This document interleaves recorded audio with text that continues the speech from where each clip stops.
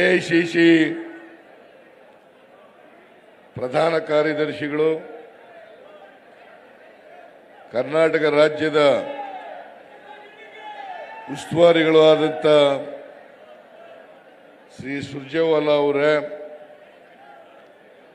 ಪ್ರದೇಶ್ ಕಾಂಗ್ರೆಸ್ ಸಮಿತಿಯ ಅಧ್ಯಕ್ಷರು, ರಾಜ್ಯದ ಉಪಮುಖ್ಯಮಂತ್ರಿಗಳು ಆದಂಥ ಡಿ.ಕೆ. ಶಿವಕುಮಾರ್ ಅವರೇ, ಎಐಸಿಸಿ ಇಂದ ಬಂದಿರತಕ್ಕಂಥ ಎಲ್ಲ ಕಾರ್ಯದರ್ಶಿಗಳೇ, ನನ್ನ ಸಂಪುಟದ ಸಚಿವ ಸಹೋದ್ಯೋಗಿಗಳೇ, ಶಾಸಕ ಮಿತ್ರರೇ, ಲೋಕಸಭಾ ಸದಸ್ಯರೇ, ರಾಜ್ಯಸಭಾ ಸದಸ್ಯರೇ, ವಿಧಾನ ಪರಿಷತ್ತಿನ ಸದಸ್ಯರೇ, ಮಾಜಿ ಮಂತ್ರಿಗಳೇ, ಮಾಜಿ ಶಾಸಕರೇ,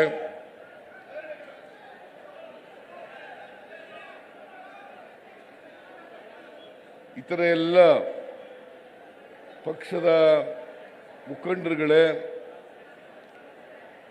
ಇಲ್ಲಿ ಇಷ್ಟೊಂದು ದೊಡ್ಡ ಸಂಖ್ಯೆಯಲ್ಲಿ ಆಗಮಿಸಿರ್ತಕ್ಕಂಥ ಎಲ್ಲ ಆತ್ಮೀಯ ಕಾರ್ಯಕರ್ತ ಬಂಧುಗಳೇ, ತಾಯಂದಿರೇ, ಎಲ್ಲ ಯುವಕ ಮಿತ್ರರೇ, ಮಾಧ್ಯಮದ ಗೆಳೆಯರೇ, ಇವತ್ತು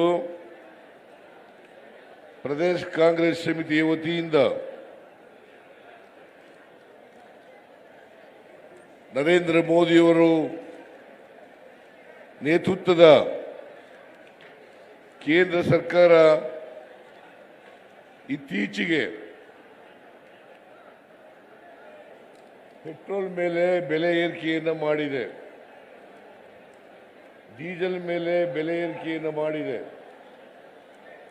ಗ್ಯಾಸ್ ಬೆಲೆ ಏರಿಕೆಯನ್ನು ಮಾಡಿದೆ. ಅವರು ಅಧಿಕಾರಕ್ಕೆ ಬಂದಂದಿನಿಂದ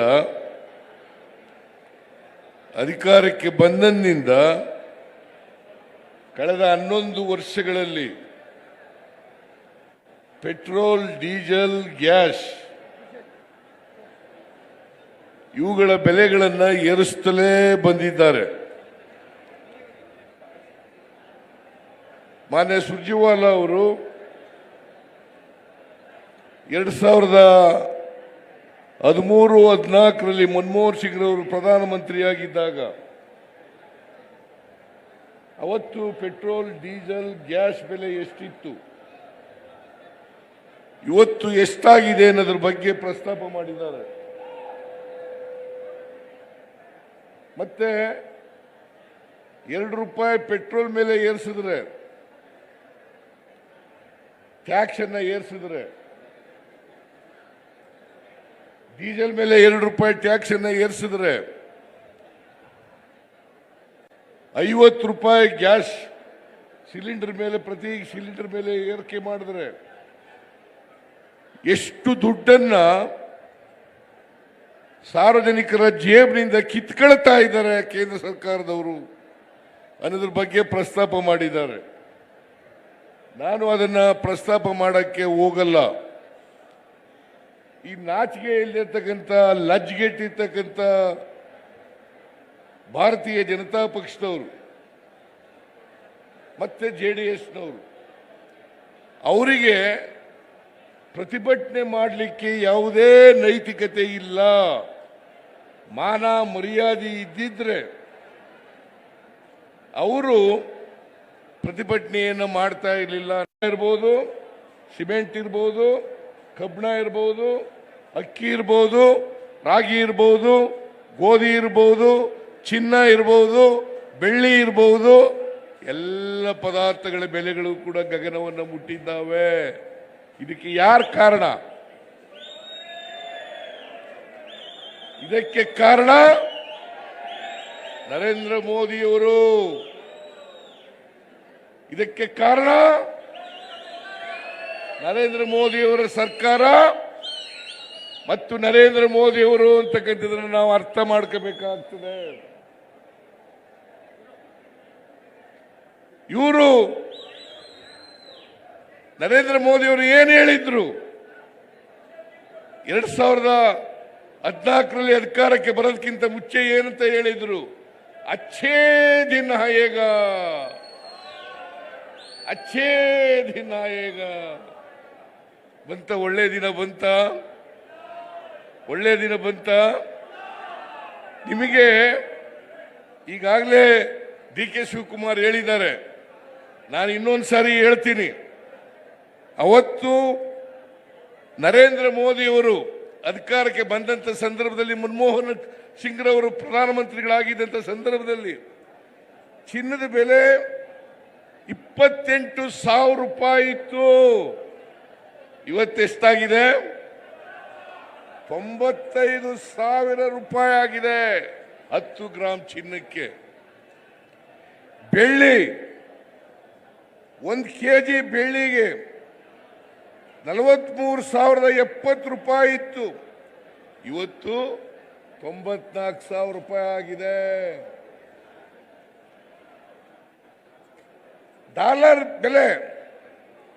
ಡಾಲರ್ ಬೆಲೆ ಅವತ್ತು 59 ರೂಪಾಯಿ ಇತ್ತು. $1 ಬೆಲೆ ಅವತ್ತು 59 ರೂಪಾಯಿ. ಇವತ್ತೆಷ್ಟು? ಅಷ್ಟೇನೆ. ಸಿಮೆಂಟ್ ಬೆಲೆ 50 kg ಬ್ಯಾಗ್ ಎಷ್ಟು ರೂಪಾಯಿ ಇತ್ತಪ್ಪ ಅಂತಂದ್ರೆ 268 ರೂಪಾಯಿ ಇತ್ತು. ಈಗ ಎಷ್ಟಾಗಿದೆ? 410 ರೂಪಾಯಿ. ಕಡಿಮೆ ಆಯ್ತು ಜಾಸ್ತಿ ಆಯ್ತು? ಸಿಮೆಂಟ್ ಬೆಲೆ ಕಡಿಮೆ ಆಯ್ತಾ ಜಾಸ್ತಿ ಆಯ್ತು? ಕಬ್ಬಿಣದ ಬೆಲೆ 1 ಟನ್ 19,000 ರೂಪಾಯಿ ಇತ್ತು 2014ರಲ್ಲಿ. ಇವತ್ತು 73,000 ರೂಪಾಯಿ. 73,000 ರೂಪಾಯಿ. ಜಾಸ್ತಿ ಆಯ್ತಾ ಕಡಿಮೆ ಆಯ್ತು? ಜಾಸ್ತಿ ಆಯ್ತಾ ಕಡಿಮೆ ಆಯ್ತು? PVC ಪೈಪ್ 60 ರೂಪಾಯಿ ಇದ್ದದ್ದು 150 ರೂಪಾಯಿ ಆಯ್ತು. ಅಮೋನಿಯಂ ಫಾಸ್ಫೇಟ್ ಗೊಬ್ಬರ 50 kg 1,125 ರೂಪಾಯಿ ಇದ್ದದ್ದು 1,350 ರೂಪಾಯಿ ಆಯ್ತು. ಯಾರ ಮೇಲೆ ಹೊರೆ ಇದು? ರೈತರ ಮೇಲೆ ಹೊರೆ. ಯಾರು ಏರಿಸಿದವರು ಇದನ್ನ? ರೈತರ ಮೇಲೆ ಹೊರೆ ಮಾಡಿದವರು ಯಾರು? ಮಾನ್ಯ ನರೇಂದ್ರ ಮೋದಿ, ವಿಜಯೇಂದ್ರ, ಅಶೋಕ, ಚಲವಾದಿ ನಾರಾಯಣ ಸ್ವಾಮಿ. ಅರ್ಥ ಮಾಡ್ಕೊಳ್ರಿ ಇದನ್ನ ನೀವು, ಅರ್ಥ ಮಾಡ್ಕೊಳ್ರಿ ಇದನ್ನ ನೀವು. ನಿಮ್ಗೆ ಅರ್ಥ ಆಗದೆ ಹೋದ್ರೆ ಈ ಪುಸ್ತಕ ಕೊಟ್ಟು ಕಳಿಸ್ತೀನಿ, ಓದ್ಕೊಳ್ರಿ. ಓಲಿ ಇದು ಓದ್ಕೊಳ್ರಿ. ನೀವು ಓದ್ಕೊಳ್ಳಿಕ್ಕೂ ಕೂಡ ನೀವು ಹೀಗೆ ನರೇಂದ್ರ ಮೋದಿಯವರ ತಪ್ಪು ಆಡಳಿತವನ್ನ ಮರೆಮಾಚಲಿಕ್ಕೆ, ಮುಚ್ಚಾಕ್ಲಿಕ್ಕೆ ನೀವು ಇವತ್ತು ಪ್ರತಿಭಟನೆ ಮಾಡ್ತಾ ಇದ್ದೀರಲ್ಲ. ಆಕ್ರೋಶ, ಜನರ ಆಕ್ರೋಶ ಇವತ್ತು ಬಂದಿಲ್ಲಿ ನೋಡಿ. ಇಲ್ಲಿ ನಿಮ್ಮ ಆಕ್ರೋಶ ಹೆಂಗಿದೆ ಅಂತಕ್ಕಂಥದನ್ನ ಅವ್ರು ಅರ್ಥ ಮಾಡ್ಕೋಬೇಕಾಗ್ತದೆ. ನಿಮ್ಗೆ ಆಕ್ರೋಶ ಇದೆಯೇ ಇಲ್ವಾ?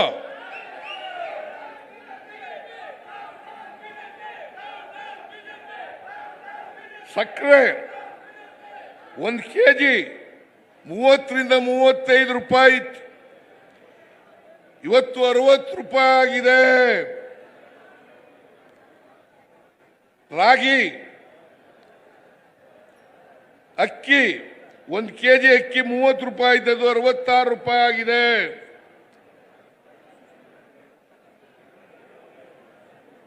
ರಾಗಿ 1 kgಗೆ 20 ರೂಪಾಯಿ ಇದ್ದದ್ದು 65 ರೂಪಾಯಿ ಆಗಿದೆ. ಉಪ್ಪು 1 kg ಉಪ್ಪು 7 ರೂಪಾಯಿ ಇದ್ದದ್ದು 22 ರೂಪಾಯಿ ಆಗಿದೆ. ಟೀ 250 ಗ್ರಾಮ್ಸ್ 95 ಇದ್ದದ್ದು 135 ರೂಪಾಯಿ ಆಗಿದೆ. ಯಾಕಾಯ್ತು? Narendra Modi, please explain to the people of this country. Explain ಮಾಡಬೇಕಲ್ಲ. ಸುಮ್ಮನೆ ಬೂಟಾಟಿಕೆ ಮಾಡ್ತೀರಾ? ಅಚ್ಚೇ ದಿನ್ ಕಹಾ ಗಯಾ? ಎಲ್ರಿ ಹೋಯ್ತು? ಅಚ್ಚೇ ದಿನ ಆಯಂಗೆ, ಅಚ್ಚೇ ದಿನ ಆಯಂಗೆ ಎಲ್ಲಪ್ಪ?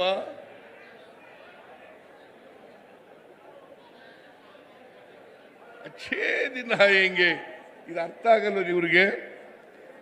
ಇದೆಲ್ಲ ಅರ್ಥ ಆಗಲ್ವಾ? ಅವತ್ತು ಎಕ್ಸೈಸ್ ಡ್ಯೂಟಿ ಡೀಸೆಲ್ ಮೇಲೆ ₹3.45.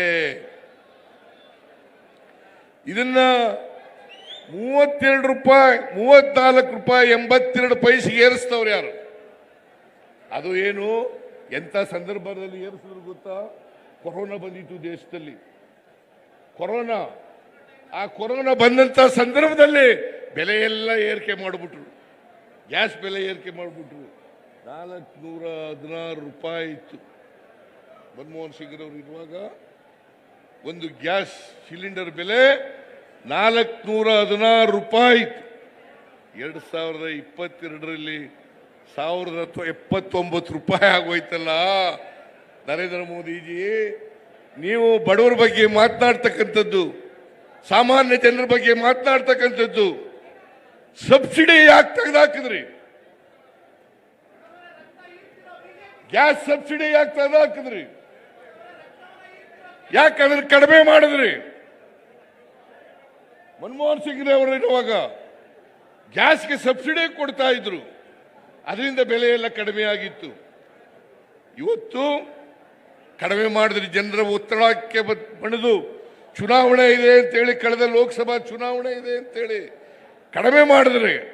ಆದರೂ ಕೂಡ ₹855 ಇವತ್ತು ಗ್ಯಾಸ್ ಬೆಲೆ. ಎಷ್ಟು? ₹855 ಗ್ಯಾಸ್ ಬೆಲೆ. ಇದು ಕಡಿಮೆ ಮಾಡಿದ್ಮೇಲೂ ಕೂಡ ₹50 ಹೆಚ್ಚು ಮಾಡಿದ್ದೀರಲ್ಲ. ಮತ್ತೆ ಇದನ್ನ ನೀವೆಲ್ಲ ಸಿಮೆಂಟ್ ಬೆಲೆ, ಗೊಬ್ಬರದ ಬೆಲೆ, ಔಷಧಿ ಬೆಲೆ, ಆಹಾರ ಪದಾರ್ಥಗಳ ಬೆಲೆ ಎಲ್ಲ ಏರಿಸ್ಬಿಟ್ಟು ನೀವು ಎಲ್ಲೋಗ್ಬೇಕು? ನಾವು ಕಳೆದ ವರ್ಷ ಬಜೆಟ್ ಇದ್ದದ್ದು ₹4,71,000 ಕೋಟಿ. ಅವ್ರು ಹೇಳ್ತಾರೆ, ಬಿಜೆಪಿಯವರು, ಸಿದ್ದರಾಮಯ್ಯನವರ ಸರ್ಕಾರ ದಿವಾಳಿ ಆಗ್ಬಿಟ್ಟಿದೆ, ಗ್ಯಾರಂಟಿ ಯೋಜನೆಗಳನ್ನ ಜಾರಿ ಮಾಡಿಬಿಟ್ಟು ದಿವಾಳಿ ಆಗ್ಬಿಟ್ಟಿದೆ, ಅಭಿವೃದ್ಧಿ ಕೆಲಸಗಳಿಗೆ ದುಡ್ಡಿಲ್ಲ. ನಾನು ಕೇಳ್ತೀನಿ, ನಾ 3,71,000ದಿಂದ 4,09,000 ಕೋಟಿಗೆ ಬಜೆಟ್ ಗಾತ್ರ ಜಾಸ್ತಿ ಆಗಿದ್ರೆ ಸುಮಾರು 38,000 ಕೋಟಿ ಜಾಸ್ತಿ ಆಗಿದ್ರೆ ದಿವಾಳಿ ಆಗಿರ್ತಕ್ಕಂಥ ಸರ್ಕಾರದಲ್ಲಿ ಮಾಡ್ಲಿಕ್ಕೆ ಸಾಧ್ಯನಾ? ಯಾವುದೋ ಆರ್ಥಿಕವಾಗಿ ದಿವಾಳಿ ಆಗಿದೆ, ಆ ಸರ್ಕಾರ ಮಾಡಲಿಕ್ಕೆ ಸಾಧ್ಯ ಇಲ್ಲ. ಈ ವರ್ಷ ಬರೀ MLAಗಳಿಗೆ, MLCಗಳಿಗೆ ಅಭಿವೃದ್ಧಿಗೆ ಹಣ ಕೊಡಬೇಕು ಅಂತೇಳಿ 8,000 ಕೋಟಿ ರೂಪಾಯಿಗಳನ್ನ ತೆಗೆದಿಟ್ಟಿದ್ದೇವೆ. ಬಜೆಟ್ನಲ್ಲಿ 8,000 ಕೋಟಿ ರೂಪಾಯಿಗಳನ್ನ ನಾವು ಕಳೆದ ವರ್ಷ 24-25ರಲ್ಲಿ ಖರ್ಚು ಮಾಡಿದ್ದಂತ ಹಣ ಕ್ಯಾಪಿಟಲ್ ಎಕ್ಸ್ಪೆಂಡಿಚರ್. ಸ್ವಲ್ಪ MLAಗಳೆಲ್ಲ ಕೇಳಬೇಕು ಈ ಕಡೆ. ರೇ MLAಗಳೆಲ್ಲ ಕೇಳ್ರಿ ಈ ಕಡೆಗೆ.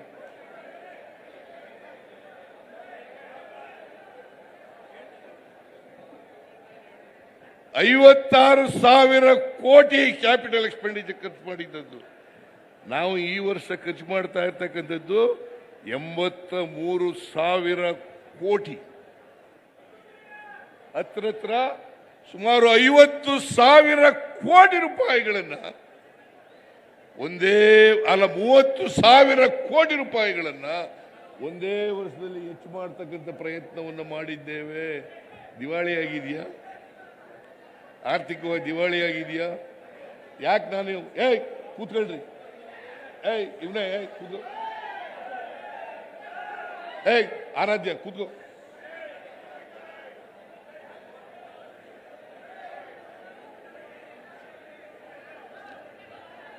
ಇದು ತಿಳ್ಕೋಬೇಕು. ಯಾಕಂತಂದ್ರೆ ನೀವೆಲ್ಲ ಹೇಳ್ಬೇಕು, ಪ್ರತಿಯೊಬ್ಬರು ಕೂಡ ಇದನ್ನು ತಿಳ್ಕೋಬೇಕು. ನೀವೆಲ್ಲರಿಗೂ ಜನರಿಗೆ ಹೇಳ್ಬೇಕು.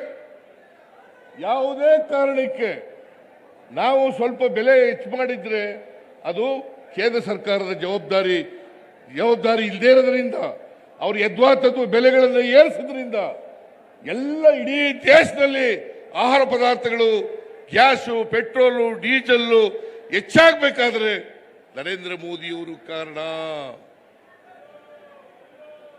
ನರೇಂದ್ರ ಮೋದಿಯವರು ಕಾರಣ, ಬಿಜೆಪಿಯವರು ಕಾರಣ. ಬಿಜೆಪಿಯವರಿಗೆ ಯಾವುದೇ ನೈತಿಕ ಹಕ್ಕಿಲ್ಲ. ನಮ್ಮ ಮೇಲೆ ವಿರೋಧ ಮಾಡಲಿಕ್ಕೆ ನೈತಿಕ ಹಕ್ಕಿಲ್ಲ. ಈಗ ನಾವು 4 ರೂಪಾಯಿ ಹಾಲಿಗೆ ಜಾಸ್ತಿ ಮಾಡೋದು ಸರ್ಕಾರಕ್ಕೆ ಬಂತದು, ಸರ್ಕಾರಕ್ಕೆ ಬಂದಿದೆಯಾ? 4 ರೂಪಾಯಿ ನೇರವಾಗಿ ರೈತರಿಗೆ ಹೋಗಿದೆ, ನೇರವಾಗಿ ರೈತರಿಗೆ ಹೋಗಿದೆ. ನಮ್ಗೆಲ್ಲಿದೆ ಬೆಲೆ? ಅನೇಕ ಜನ ರೈತರು ನಾವು ಹೋದ ಕಡೆ ಎಲ್ಲ ಹಾಲಿನ ಬೆಲೆ ಹೆಚ್ಚು ಮಾಡಿ, ಹಾಲಿನ ಬೆಲೆ ಹೆಚ್ಚು ಮಾಡಿ ಅಂತ ಕೇಳ್ತಾ ಇದ್ರು. ಕೊಂಡ್ಕೊಳ್ತಕ್ಕಂಥ ಬೆಲೆ ಏನೇ ಹೆಚ್ಚು ಮಾಡಿ ಅಂತ ಕೇಳ್ಕೊತಾ ಇದ್ರು. ಅವರು 5 ರೂಪಾಯಿ ಹೆಚ್ಚು ಮಾಡಬೇಕು, ಆದರೂ ಕೂಡ ಬೇರೆ ರಾಜ್ಯಗಳಿಗಿಂತ ಕಡಿಮೆ ಇದೆ. ನಮ್ಮಲ್ಲಿ ಮಾರಾಟದ ಬೆಲೆ ಇದೆಯಲ್ಲ ಹಾಲಿಂದು, ಈಗ 46 ರೂಪಾಯಿ ಆಗಿದೆ. ಬೇರೆ ರಾಜ್ಯಗಳಲ್ಲಿ ಆಂಧ್ರದಲ್ಲಿ 60 ರೂಪಾಯಿ ಇದೆ, ಗುಜರಾತ್ನಲ್ಲಿ 55 ರೂಪಾಯಿ ಇದೆ. ಅಲ್ಲ, ಗುಜರಾತ್ನಲ್ಲಿ 52 ರೂಪಾಯಿ ಇದೆ ಅಮೂಲ್, 52 ರೂಪಾಯಿ. ನಮ್ದು 46 ರೂಪಾಯಿ. ಆಂಧ್ರದಲ್ಲಿ 60 ರೂಪಾಯಿ, ಹರಿಯಾಣದಲ್ಲಿ 56 ರೂಪಾಯಿ, ತೆಲಂಗಾಣದಲ್ಲಿ 55 ರೂಪಾಯಿ, ಮಹಾರಾಷ್ಟ್ರದಲ್ಲಿ 52 ರೂಪಾಯಿ, 53 ರೂಪಾಯಿ, ಮಹಾರಾಷ್ಟ್ರದಲ್ಲಿ 53 ರೂಪಾಯಿ. ನಮ್ಮದು ಕಡಿಮೆನೋ ಜಾಸ್ತಿನೋ? ಮಾರಾಟದ ಬೆಲೆಗಿಂತ ಕಡಿಮೆ ಅಲ್ಲ. ಮತ್ತು ವಾಟ್ ರೈಟ್ ದೇ ಹ್ಯಾವ್? ಇವರು ರೈತರ ವಿರೋಧಿಗಳು. ರೈತರು ಹಾಲಿನ ಬೆಲೆ ಹೆಚ್ಚು ಮಾಡಿ ಅಂತ ಹೇಳಿ ಡಿಮ್ಯಾಂಡ್ ಮಾಡಿದಾಗ ನಮ್ಮ ಸರ್ಕಾರ ಸ್ಪಂದನೆ ಮಾಡಿದೆ. ನಾವು 4 ರೂಪಾಯಿ ಹೆಚ್ಚು ಮಾಡಿದ್ದೀವಿ, ಅದು ಮಾರಾಟದ ಬೆಲೆ ಹೆಚ್ಚು ಮಾಡಿದ್ದೀವಿ. ಅದು ಮಾರಾಟದ ಬೆಲೆಯನ್ನು ನೇರವಾಗಿ 4 ರೂಪಾಯಿ ಹೆಚ್ಚು ಮಾಡಿದ್ದೀವಲ್ಲ, ಅದನ್ನ ರೈತರಿಗೆ ಕೊಡ್ತಾ ಇದ್ದೀವಿ. ಇವತ್ತು 5 ರೂಪಾಯಿ ಸಬ್ಸಿಡಿ ಕೊಡ್ತಾ ಇದ್ದೀವಿ ನಾವು. ಅದನ್ನ ಮುಂದಿನ ದಿನಗಳಲ್ಲಿ 7 ರೂಪಾಯಿ ಮಾಡ್ತೀವಿ.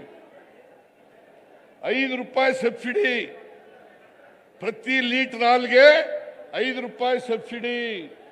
ಯಾವ ರಾಜ್ಯ ಕೊಡ್ತಾ ಇದೆ? ಬಿಜೆಪಿ ಸರ್ಕಾರದಲ್ಲಿ ಇರೋ ರಾಜ್ಯಗಳಲ್ಲಿ ಕೊಡ್ತಾ ಇದ್ದಾರ? ಇದನ್ನೇನು ಕೇಂದ್ರ ಸರ್ಕಾರ ಕೊಡ್ತದೆ ನಮಗೆ? ನಾವು ಪ್ರತಿ ವರ್ಷ 4.5 ಲಕ್ಷದಿಂದ 5 ಲಕ್ಷ ಕೋಟಿ ರೂಪಾಯಿಗಳನ್ನ ಕೇಂದ್ರ ಸರ್ಕಾರಕ್ಕೆ ಕೊಡ್ತೀವಿ. 4.5 ಲಕ್ಷದಿಂದ 5 ಲಕ್ಷ ಕೋಟಿ ರೂಪಾಯಿಗಳನ್ನ ಕೇಂದ್ರಕ್ಕೆ ಕೊಡ್ತಾ ಇದ್ದೀವಿ. ನಮ್ಗೆ ವಾಪಸ್ ಎಷ್ಟಪ್ಪ ಬರ್ತದೆ ಗೊತ್ತಾ ನಿಮಗೆ? ಕೊನ್ರೆಡ್ಡಿ 60,000. ನಮ್ಮಿಂದ ಕಲೆಕ್ಟ್ ಆಗದೆ ತೆರಿಗೆ ಎಷ್ಟು? 4.5 ಲಕ್ಷ. ವಾಪಸ್ ಬರೋದು 60,000. ನ್ಯಾಯನಾ? ಇದು ನ್ಯಾಯನಾ? ಹೇಳಿ ನೀವೇ, ಇದು ನ್ಯಾಯನಾ? ಇದು ಹೇಳ್ಬೇಕಾ ಬೇಡ? ಇದನ್ನ ಕೇಳಿದ್ರೆ ಕೋಪ, ನನ್ನ ಮೇಲೆ ಕೇಸ್ ಹಾಕೋದು. ಹೆರಾಲ್ಡ್ ಪತ್ರಿಕೆ, ನ್ಯಾಷನಲ್ ಹೆರಾಲ್ಡ್ ಪತ್ರಿಕೆ 1937ನೇ ಇಸ್ವಿನಲ್ಲಿ ನೆಹರೂರವರು ಸ್ಥಾಪನೆ ಮಾಡಿದ್ದು. ಅವತ್ತು ಸ್ವಾತಂತ್ರ್ಯ ಹೋರಾಟಕ್ಕೋಸ್ಕರ ಮಾಡದಂತ ಪತ್ರಿಕೆ ಇದು. ಅವರು ಇವತ್ತು ಸೋನಿಯಾ ಗಾಂಧಿ ಮೇಲೆ, ರಾಹುಲ್ ಗಾಂಧಿ ಮೇಲೆ ಕೇಸ್ ಹಾಕ್ತಕ್ಕಂಥದ್ದು ಯಾವ ನ್ಯಾಯ? ಯಾವ ನ್ಯಾಯ ಇದು? ಯಾವ ನ್ಯಾಯ? ಇನ್ನು ನೀವು ಅನ್ಯಾಯ ಮಾಡ್ತಾ ಇದ್ದೀರಿ ಸಾಮಾನ್ಯ ಜನರಿಗೆ, ಬಡವರಿಗೆ ಅನ್ಯಾಯ ಮಾಡ್ತಾ ಇದ್ದೀರಿ. ನೀವು ಮೋದಿಯವರು ಅಂಬಾನಿ ಅದಾನಿಗಳಿಗೆ ಸಹಾಯ ಮಾಡ್ತಾ ಇದ್ದೀರಿ ಅಂತ ಕೇಳಿದ್ರೆ ನಮ್ಮ ಮೇಲೆ ಕೇಸ್ ಹಾಕೋದು, ಇಡಿ ಉಪಯೋಗಿಸೋದು, ಸಿಬಿಐ ಉಪಯೋಗಿಸೋದು, ಇನ್ಕಮ್ ಟ್ಯಾಕ್ಸ್ನವರು ಉಪಯೋಗಿಸೋದು. ಈ ಥರ ನಾನು ಯಾವಾಗಲೂ ಕೂಡ ನನ್ನ ರಾಜಕೀಯ ಜೀವನದಲ್ಲಿ ಯಾರು ನೋಡಿರಲಿಲ್ಲ, ರಾಜಕೀಯ ಜೀವನದಲ್ಲಿ ನೋಡಿರಲಿಲ್ಲ. ಇದನ್ನ ನೀವು ಅನ್ಯಾಯ ಮಾಡಿ ಯಾರ್ಯಾರು ನಿಮ್ಮನ್ನ ಬೈತಾರೆ, ಯಾರು ನಿಮ್ಮನ್ನ ಟೀಕೆ ಮಾಡ್ತಾರೆ, ಯಾರು ಕೇಂದ್ರ ಸರ್ಕಾರವನ್ನು ವಿರೋಧ ಮಾಡ್ತಾರೆ ಅವರೆಲ್ಲರ ಮೇಲೂ ಕೇಸ್ ಹಾಕ್ತಿರಲ್ಲ, ನಾಚಿಕೆ ಆಗಲ್ಲ ನಿಮಗೆ? ನಾಚಿಕೆ ಆಗಲ್ಲ ನಿಮಗೆ?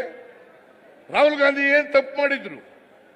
ಸೋನಿಯಾ ಗಾಂಧಿ ಏನ್ ತಪ್ಪು ಮಾಡಿದ್ರು?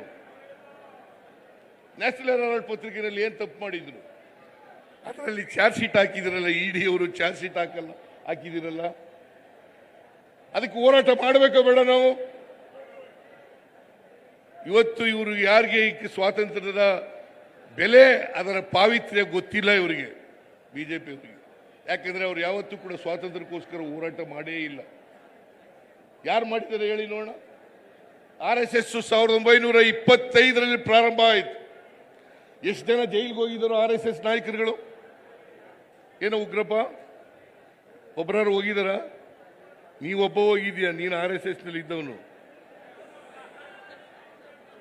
ಅದು RSS ಬಿಟ್ಟು ಬಂದ ಮೇಲೆ ಸದ್ಯ ಜಲ್ದಿ ಬಿಟ್ಟು ಬಂದ್ಬಿಟ್ಟಿದ್ಯಾ, ಹುಡುಗನಾಗಿದ್ದಾಗಲೇ ನೀನು. ಇದೇ ಜೈಲಿನಲ್ಲಿ ಇದ್ದೆ ನೀನು. ಇದು RSSನವರು ಯಾರು ಜೈಲಿಗೆ ಹೋಗಿಲ್ಲ, ಸ್ವಾತಂತ್ರ್ಯ ಹೋರಾಟದಲ್ಲಿ ಭಾಗವಹಿಸಿಲ್ಲ.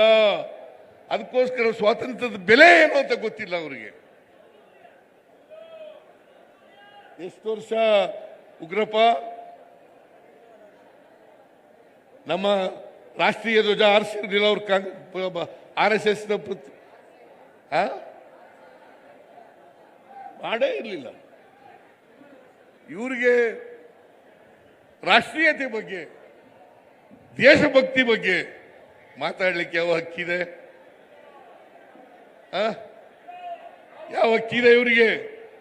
ದಯಮಾಡಿ ನಮ್ಮ ಎಲ್ಲ ಕಾರ್ಯಕರ್ತರು ಕೂಡ ಸೈನಿಕರಂತೆ ಮತ್ತೆ ಸ್ವಾತಂತ್ರ್ಯ ಹೋರಾಟಗಾರರಂತೆ ತಯಾರಾಗಬೇಕು. ಇನ್ನೊಂದು ಸ್ವಾತಂತ್ರ್ಯ ಹೋರಾಟವನ್ನು ಈ ದೇಶದಲ್ಲಿ ಮಾಡಲೇಬೇಕು. ನಮ್ಮ ಕಾರ್ಯಕರ್ತರು ಅದಕ್ಕೆ ತ್ಯಾಗ ಬಲಿದಾನಗಳಿಗೆ ತಯಾರಾಗಬೇಕು ಅಂತ ಹೇಳಿ ನಿಮ್ಮಲ್ಲಿ ಕೇಳ್ಕೊಳ್ಳಿಕ್ಕೆ ಇವತ್ತು ಬಯಸ್ತಾ ಇದ್ದೇನೆ. ದಯಮಾಡಿ ನಿಮ್ಮಲ್ಲಿ ಕೇಳ್ತೀನಿ, ನಮ್ಮ ಸಿದ್ಧಾಂತದ ಬಗ್ಗೆ ಕ್ಲಾರಿಟಿ ಇರಬೇಕು. One must have clarity. What is your ideology? ನಮ್ಮ ಐಡಿಯಾಲಜಿ ಬಗ್ಗೆ ಕ್ಲಾರಿಟಿ ಇರಬೇಕು. ಆ ಕ್ಲಾರಿಟಿ ಇದ್ದಾಗ ಮಾತ್ರ ನೀವು ಸ್ಪಷ್ಟತೆಯನ್ನು ತಳ್ಕೊಳ್ಳಿಕ್ಕೆ ಸಾಧ್ಯತೆ ಆಗ್ತದೆ. ಇಲ್ಲದೆ ಹೋದರೆ ಸ್ಪಷ್ಟತೆ ಇರೋದಿಲ್ಲ. ಬಿಜೆಪಿ, JDS, ಕಾಂಗ್ರೆಸ್ ಇವುಗಳ ಮಧ್ಯೆ ಇರ್ತಕ್ಕಂಥ ವ್ಯತ್ಯಾಸ ಗೊತ್ತಾಗಲಿಕ್ಕೆ ಸಾಧ್ಯ ಆಗಲ್ಲ. ಇದನ್ನ ಮಾಡಬೇಕು ಅಂತಕ್ಕಂಥದ್ದು ನಮ್ಮ ಕಾರ್ಯಕರ್ತರಲ್ಲಿ ಮನವಿ. ದಯಮಾಡಿ ಬೀದಿಗಿಳಿದು ಹೋರಾಟ ಮಾಡಿ, ಜಿಲ್ಲಾ ಮಟ್ಟದಲ್ಲಿ ಹೋರಾಟ ಮಾಡಿ, ತಾಲೂಕು ಮಟ್ಟದಲ್ಲಿ ಹೋರಾಟ ಮಾಡಿ. ಎಲ್ಲ ನಾನು ನಮ್ಮ ಮಂತ್ರಿಗಳಿಗೆ ಮನವಿ ಮಾಡ್ಕೊಳ್ತೇನೆ. ಎಲ್ಲ ಕಡೆನೂ ಕೂಡ ಈ ಪುಸ್ತಕಗಳು ಹಂಚಿದೀವಲ್ಲ, ಎಲ್ಲ ಜಿಲ್ಲೆಗಳಿಗೂ ಕೊಟ್ಟಿದ್ದೀವಿ. ನಾವು ಜಿಲ್ಲಾ ಅಧ್ಯಕ್ಷರುಗಳಿಗೆ ಕಳಿಸಿದ್ದೀವಿ, ಮಂತ್ರಿಗಳಿಗೆ ಕಳಿಸಿದ್ದೀವಿ. ಇದನ್ನ ಪ್ರತಿ ಸಭೆಗಳಲ್ಲಿ ಹೇಳ್ತಕ್ಕಂಥ ಧೈರ್ಯವನ್ನು ಮಾಡಿ, ಪ್ರತಿ ಸಭೆಗಳಲ್ಲಿ ಧೈರ್ಯವನ್ನು ಮಾಡಿ. ರಾಜಕೀಯ ಅಂತಂದ್ರೆ ಬರೀ ಶೈಕಾರ ಕೂಗೋದಲ್ಲ, ಜನರಿಗೆ ತಿಳಿಸ್ತಕ್ಕಂಥ ಕೆಲಸವನ್ನು ಮಾಡಬೇಕು. ಜನರಿಗೆ ಖಚಿತವಾದಂಥ ಮಾಹಿತಿಗಳನ್ನು ಕೊಡ್ತಕ್ಕಂಥ ಕೆಲಸವನ್ನು ಮಾಡಬೇಕು. ಇದನ್ನು ಮಾಡಿದಾಗ ಮಾತ್ರ ಇವತ್ತು ಸುರ್ಜೇವಾಲಾ ಅವರು ಬಹಳ ಸ್ಪಷ್ಟವಾಗಿ ಹೇಳಿದ್ದಾರೆ, ನಮಗೆ ಪೆಟ್ರೋಲಿಂದ ಎಷ್ಟು ದುಡ್ಡು ಬರ್ತದೆ, ಅವರಿಗೆ ಕೇಂದ್ರ ಸರ್ಕಾರಕ್ಕೆ ಡೀಸೆಲಿಂದ ಎಷ್ಟು ಬರ್ತದೆ, ಗ್ಯಾಸಿಂದ ಎಷ್ಟು ಬರ್ತದೆ, ಹಿಂದೆ ಎಷ್ಟು ಸಬ್ಸಿಡಿ ಕೊಡ್ತಾ ಇದ್ರು ಗ್ಯಾಸ್ಗೆ, ಈಗ ಎಷ್ಟು ಸಬ್ಸಿಡಿ ಬಂದು ಹಿಡಿದಿದೆ, ಅವನ್ನೆಲ್ಲ ಹೇಳಿದ್ದೀರಿ. ಅವನ್ನೆಲ್ಲ ಜ್ಞಾಪಕ ಇಟ್ಕೊಂಡು ಬರ್ಕೊಂಡು ಅದನ್ನೆಲ್ಲ ಜನರಿಗೆ ತಿಳಿಸ್ತಕ್ಕಂಥ ಕೆಲಸವನ್ನು ಮಾಡಿದ್ರೆ ಬಿಜೆಪಿ ಇರ್ಲಿಕ್ಕೆ ಸಾಧ್ಯನೇ ಇಲ್ಲ. ಬಿಜೆಪಿ ಸುಳ್ಳು ಹೇಳೋ ಪಕ್ಷ. ಸುಳ್ಳು ಸುಳ್ಳು ಸುಳ್ಳೇ ಅವ್ರ ಮನೆ ದೇವರು. RSS, ಬಿಜೆಪಿ, ಹಿಂದೂ ಮಹಾಸಭಾ ಬರೀ ಸುಳ್ಳು ಹೇಳೋದು. ಈಗ ಅಂಬೇಡ್ಕರ್ ಮೇಲೆ ಪ್ರೀತಿ ಬಂದ್ಬಿಟ್ಟಿದೆ ಇದಕ್ಕಿದ್ದಲ್ಲ. ಅಂಬೇಡ್ಕರ್ ಮೇಲೆ ಪ್ರೀತಿ ಬಂದ್ಬಿಟ್ಟಿದೆ. ಅಂಬೇಡ್ಕರನ್ನ ಕಾಂಗ್ರೆಸ್ ಸೋಲ್ಸಿದ್ರು ಅಂತ ಹೇಳ್ತದೆ. ಅಂಬೇಡ್ಕರನ್ನ ಕಾಂಗ್ರೆಸ್ ಸೋಲ್ಸಿದ್ರು. ನಿಜವಾಗಿ ಸೋಲ್ಸಿರೋರು ಅವರೇ ಪತ್ರ ಬರೆದಿದ್ದಾರೆ. ಜನವರಿ 18, 1952 ಇಸ್ವಿ ಅವರು ಒಂದು ಪತ್ರ ಬರೆದಿದ್ದಾರೆ.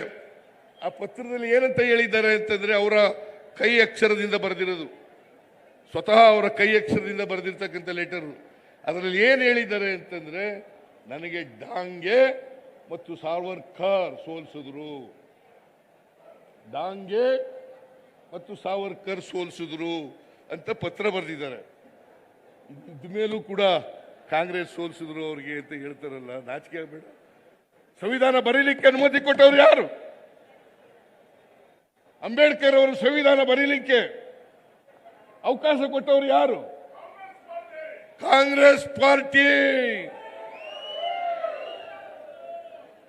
ಆಗಿದ್ರೆ ಅಂಬೇಡ್ಕರ್ ಮನುಸ್ಮೃತಿ ಯಾಕಪ್ಪ ಸುಟ್ರು? ಹೇಳ್ತಾರ ಮನುಸ್ಮೃತಿ ಯಾಕೆ ಸುಟ್ರು?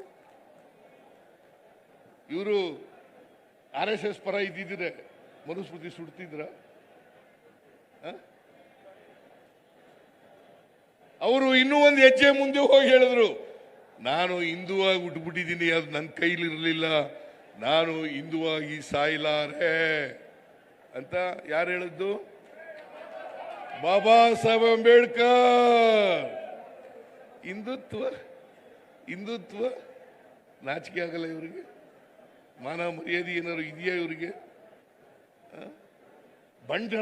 ಬಂಡ್ರು, ನಾಚಿಗೆಟ್ಟವರು, ಲಜ್ಗೆಟ್ಟವರು.